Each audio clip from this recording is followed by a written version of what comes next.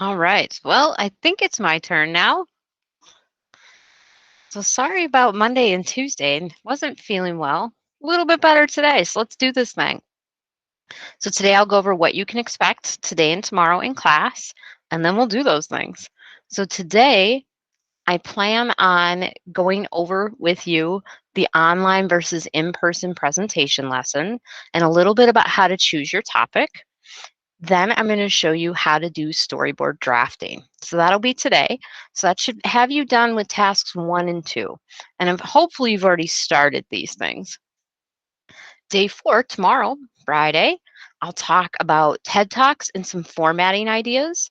And then you will have time to finish tasks 1 through 3 and get that in for the week. Start your quarter off strong. I do have most of the grades posted for quarter 3, if you're wondering. I'm waiting on one student to get back to me about an assignment for first hours grades. So that's you folks. Let's show you first what this is going to look like on your handout. So if you haven't had a chance, go ahead and open up your week 1 handout. So the grading for this week is all formative. So first, it's 5 points for the online versus in-person notes and brainstorming your topic. And I'll go over that today. Second, you get 10 points formative for sketching out at least 2 different shots for your online presentation.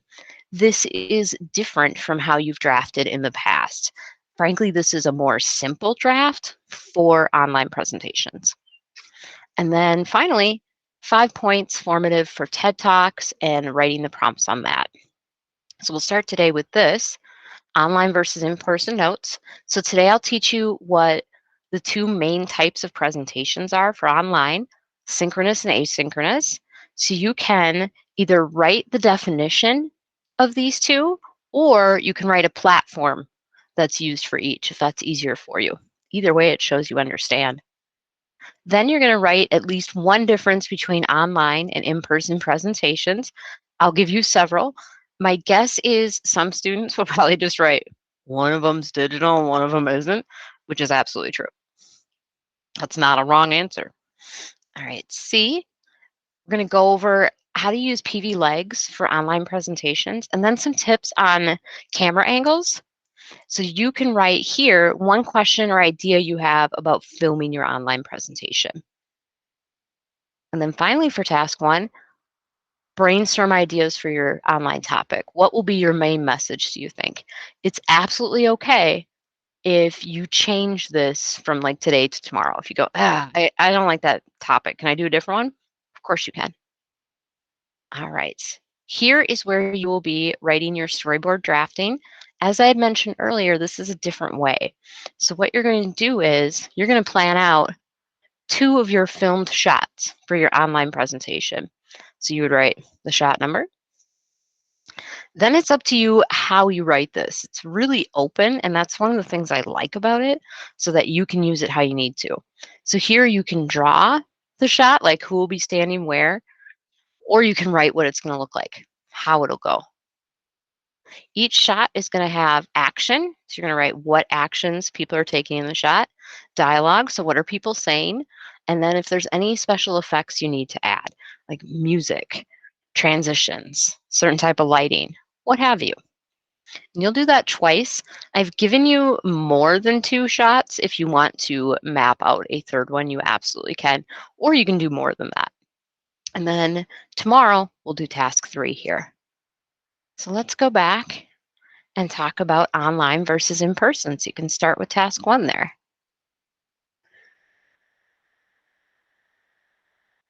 All right, so we already talked last week about the standard for this presentation. Here is how you're going to be graded. So I figure I'll start here because this is where my mind would go.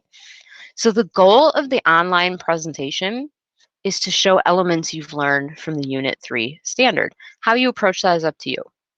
So you're going to show that you understand how media works, the difference between visual and verbal messages. And you're also going to show that you know how to film and use design to influence messages. In other words, to keep it simple, You're going to decide what the goal is of your online presentation, what the topic is, and how you want to design it. And I will give you some ideas today. I said this last week, but you get to choose if you want to work in a group of up to 3 people. You can have 4 with permission. You're not required to work with others on this speech, but it may make life easier. Instead of posting this to Schoology, you're going to post this presentation to a message board I'm going to put on Schoology.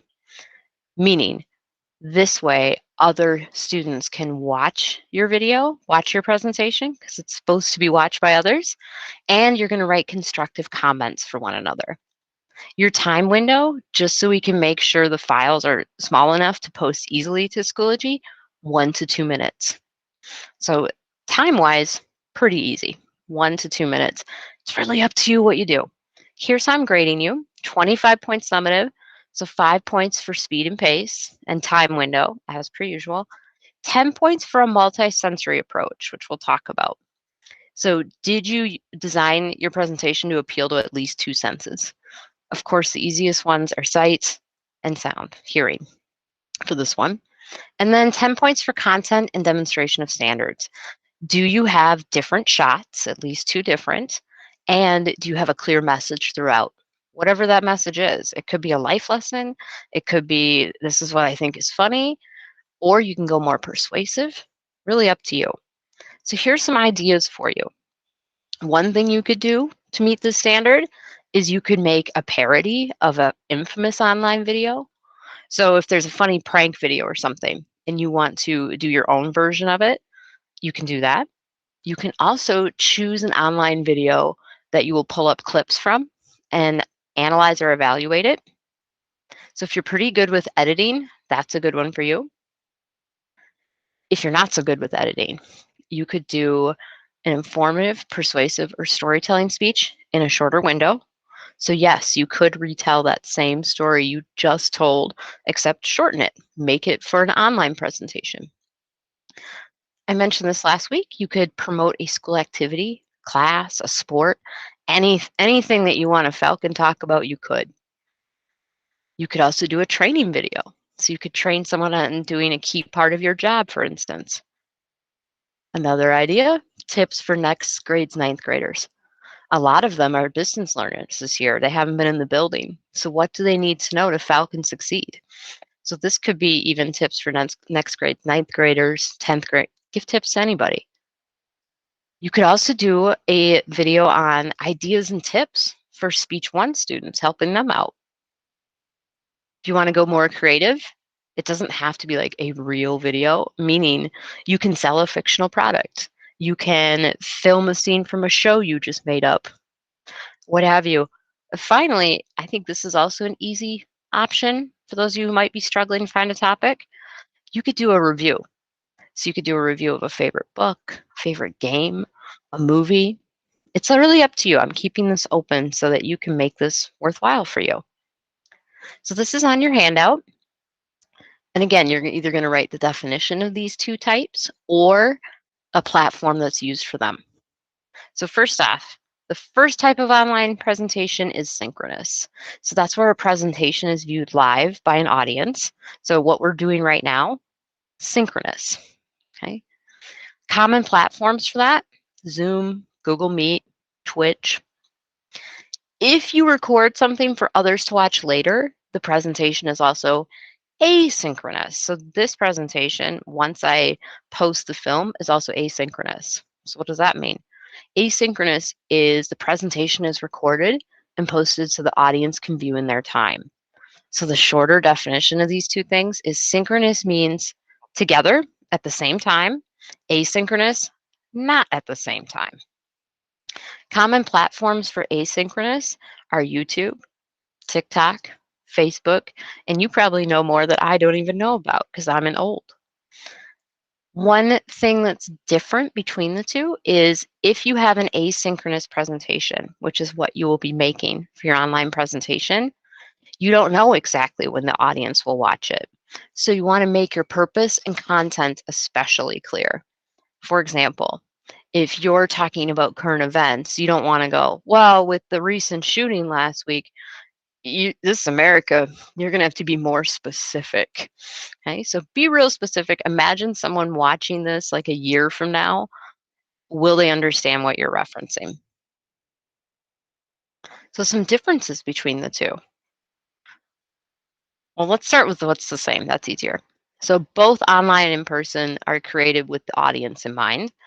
Both use PV legs so that your performance is engaging, and both are prepared ahead of time. That's nothing new. Things that are different. So, online presentations, it's harder to anticipate exactly who will watch your video typically. So, make your purpose and your context really, really clear. Some of your PV legs for video are going to need way more emphasis on screen. So, bigger hand gestures, bigger voice, just so it translates well. And then finally, for online presentations, prep for it works better with storyboarding or even cue cards. I've seen people do that with pieces of paper. Right? That works better rather than your traditional script, rough draft, and final draft, in my opinion. All right. So a couple PV legs things for online presentations. Make sure that you're getting ready before you film. So clear the area, get rid of any visual clutter. This is a bad example. This is kind of visually cluttered. If I was trying to make this like an online Twitch presentation, for instance, I would make sure the clutter was gone because that's distracting. You also want to plan how you're going to frame your shots, and we'll talk about that in storyboarding. You want it to be at least the top half of your body, and you want to be clear and look confident. So make sure that your hands are visible in the camera, that kind of thing. You don't want to do a tight zoom up on someone's eyes, and vice versa. You don't want to be across the room. One great thing about online presentations, and we'll talk more about this next week, is it's really great that you get to tell the story of your presentation visually. So you can use film effects, you can use music, you can use equipment like mics or ring lights, what have you. So you can kind of spice it up, if you will. Like I mentioned, go bigger when you use PV legs for online presentations. Couple things to keep in mind. So things like pauses, eye contact gestures, those need to be bigger. Also keep in mind, when you're filming online, nervous gestures are more noticeable. So some of us touch our nose. I'm a hair tucker myself. Whatever your nervous gesture is, keep in mind it's going to show up more online. I would also suggest, I'm not grading you on your apparel, but I would suggest plan what you're going to wear for your shots so your video looks even better. If you're wearing something that you feel makes you look good, makes you feel good, that's going to translate. That confidence will show on screen. And if you like makeup, by all means, do the makeup. Okay, couple things about camera angles and tips. There's about a zillion online uh, guides to filming the different types of camera angles. I picked the most simple one for you because these are the shots I suggest you do. So the ones that are used the most for online presentations, as you can see, are the medium short shot. So it's like cuts off below your torso. This is also known as the cowboy shot because in cowboy movies they use that quite a bit. And the other one that's used quite a bit is the medium close up, where it's more like top of the chest, face up. For filming, I suggest mostly medium shots. The best way to learn camera angles is to try them, to play with them.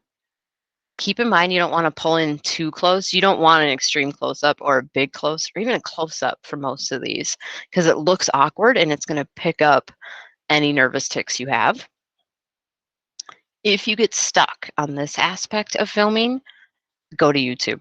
They have so many good videos within YouTube itself, from YouTube, not from other creators, about how people who create on YouTube can frame their shots. And they're each about 3 to 4 minutes long. Okay, so this is the second part of your lesson today, storyboard drafting. So I showed you how this looked on your week 1 handout. These are the things you need to have completed, basically something in every box. So you need the shot number, you need to draw or sketch or describe the shot, and then you need to have action planned out, dialogue, and then FX. what kinds of things are you going to include to make this really engaging. For dialogue, you can write it in script form, so word for word, or bullet point format. It's really open how you approach that part. So the following information I got from these two books, these are also in the bookcase for Speech2, which is by the flag there. So we got Talk Like Ted. I'll talk about that tomorrow, and then How to Give a Speech. So this is where we'll start tomorrow. Today, I want to make sure you have time to message me questions if you have them, and then to get a really good start on first filling out these prompts for task 1, brainstorming what you want to do, and then start sketching it out. If you want to work with another person, awesome. Today would be a really good time to talk with them, and you can both sketch out your presentation on the storyboard. Make sure you each hand one in, though. It's absolutely okay if it matches if you're working together. It should, but make sure you're both filling it out so you get the points. So at this point, I'm going to give you the rest of the time to work on those things. And like I said, if you need anything, I'm here. Go for it.